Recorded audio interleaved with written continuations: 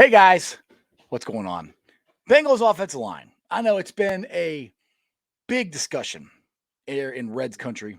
I get it right here. Baseball season, Bengals country over the last 2 years. Now, last year we made it. We limped through it. We made it to the Super Bowl and lost it. We had a better offensive line. We might have won the Super Bowl. So the Bengals, we all know, went out and fixed it. You know, we got Kappa, Karras, we got Lel, the bodyguard Lel. We got a whole bunch of glass eaters. So one spot left. One spot. That's all we got to figure out. That's left guard. That comes from either Jackson Carman, who they drafted last year in the second round to take over this spot, Deontay Smith, who's my personal favorite, who I think could do it, or the new guy they just drafted out of North Dakota State is Cordell Volson. Are these guys glass eaters or what? Now, I had Deontay Smith on my show last week, and I asked him a little bit about what he thought about playing guard.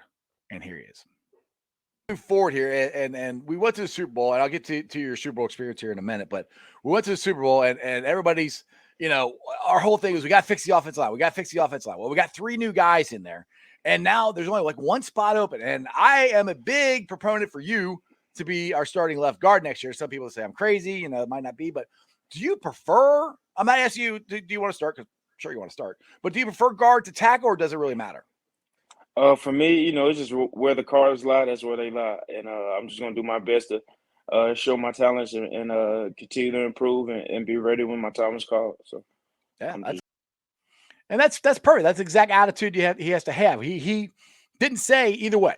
He'll play wherever they want him to play, And I mean, just me, I'm thinking he wants to start, but we'll see. And personally, I think Frank Pollock likes him better than Jackson Carman. Now we have this whole off the field issue with Jackson Carman, which I don't even know what's going on with that.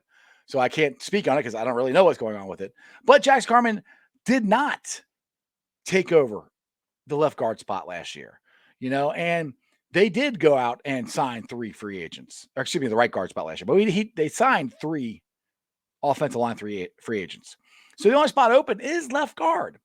And I've said this before. I think if Deontay Smith had not gotten hurt last year, that he would have been given a shot at the guard position, which would have been right guard last year. And he might not have given it back because he is the most athletic and he's the biggest one they have. I think he would be an awesome plug and play left guard, glass eater. I think he'll do what you want. Like I said, I have a feeling that Frank Pollock likes him. They have a good relationship with each other. That's just my 2 cents. Now, the Bengals organization, I'm sure they want Jackson Carman because, again, they drafted him with the second round pick last year. Now, people say they reached. I'm kind of thinking they did as well because there's other guys that they probably could have had that have done a little better in the NFL their first year. Now, everybody knows you can take a huge leap from your first year to your second year. And both these guys could do that. So it could be a huge battle. And it might be a coin flip. It might just go to Jackson Carman because he is their second round pick and because they spent that money and that pick on him.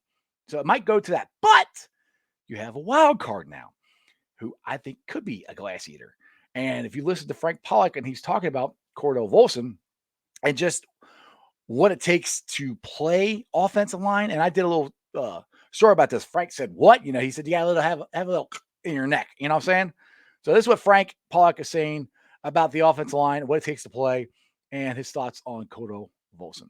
By that, I think it's self-explanatory, have you seen the D linemen we have to go against every day? Right? You got to have a little something in your neck to give them a little shove at the end of the block, not let them give you the shove, maybe I just reflect on my own experience because I wasn't a very good player, how hard it was to play in this league. And it's hard, and you're going to have to overcome some adversity and work through some ups and downs, and a lot of these kids have never faced that. So how are you going to handle it when it hits you right in the mouth, right? Nobody cares where you came from and what your college career was, or I was whatever they call it, 5-star recruit, whatever the hell. No one gives a shit. Doesn't matter. You're playing against grown-ass men. You're trying to take their job. These guys are married with kids. They don't care if you're some hotshot 22-year-old. You know what I mean? And to me, as a coach, I feel like it's my obligation to kind of promote that, you know, because the men in the room that I coach now have earned the right. So the new kid coming in, he's got to earn the right to be in the room and compete with those guys. So I've seen a lot of guys can't handle the business side. This is the best business in the world, and it's the ugliest, nastiest, coldest business in the world. It is what it is. Get over it. Here's a tissue. Go cry in the corner, and let's go. You know what I mean?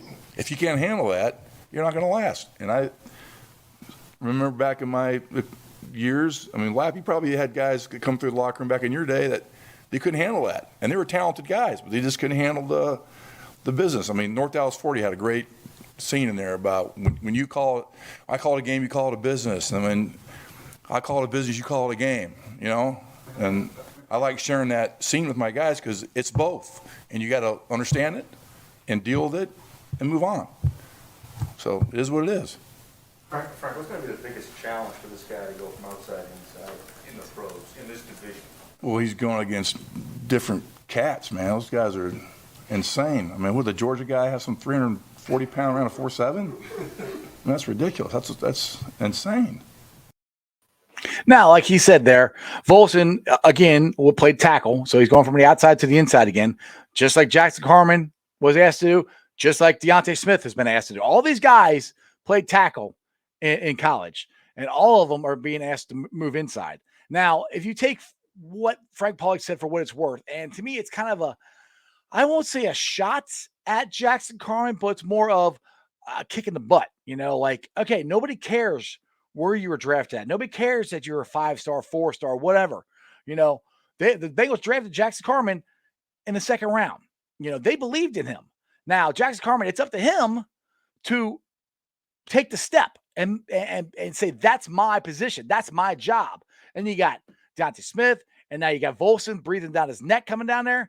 And like he said, this is a business. There's grown men in there. Now, Deontay Smith, Jackson Carman, they're in their 20, 21, 22 years old. So they're not still, I don't consider them grown men yet, but they're close. Either way, they both could kick my ass either way. But that's not, I'm talking mentally, grown men. Now, I think Deontay Smith, if you listen to any of my interview, which if you want to listen to the whole thing, go back. It's back in the archives. You go find it. Mentally, I think he's there. I think he went to East Carolina. He's from Georgia. He's a country boy. Nobody gave him nothing. He's had to work for everything he's gotten. Not that Jackson Carman didn't, but there's a little different chip on Deontay Smith's shoulders, I think. And same thing with Cordell Volson. That's kind of what I've heard about them. They got that stuff in their neck, like Frank Pollock is saying. And that's where I'm like, I don't know if it looks so good for Jackson Carman. But again, I think it's going to be Deontay Smith, but it's the beginning of May. We got a long ways to go, and it's going to be a lot of fun. But I am just so happy that we only have to worry about one spot. Last year, technically, we only had to work about one spot, but not really, because last year we had Trey Hopkins coming back from knee surgery. We were going to have a rookie starting at right guard, and we had Riley Reef at right tackle. All those positions are shored up except for left guard now. The left guard last year was Quentin Spain, and I love Quentin Spain. I think he's a very good player, but I think the Bengals have moved on from him.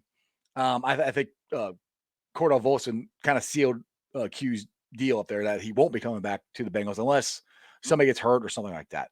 But anyway, it's so nice that we only have to worry about one spot, and I can't wait to see it. Like I said, I think it's going to be Deontay Smith, but I've been wrong about a lot of stuff here lately, so who knows? Anyway, hope you guys enjoyed this little video. Make sure you subscribe to the channel. Keep it locked in here for all your Bengals, Reds, and Bearcat news. I'm doing my best to get it out to you. Again, I will not be live at 5:30 today. I already recorded that episode. It will be premiering at 5:30 is what YouTube calls it. So anyway, make sure you like, subscribe, share, and that's just sports, baby. See ya!